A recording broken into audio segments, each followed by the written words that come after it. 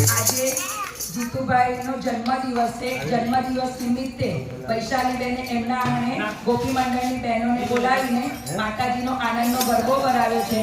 તો જીતુભાઈનું સ્વાસ્થ્ય ખૂબ સારું રહે, ઉત્તરોત્તર પ્રગતિ કરે, સાથે સાથે પરિવારમાં ખૂબ શાંતિ રહે અને પરિવાર ઉન્નતિના પગથિયા સર કરે તે માટે ગોપી મંડળની તમામ બહેનો માતાજીને કોટી કોટી નમન કરે છે. જય માતાજી, જય બહુચર, જય બોલો જય બોલો.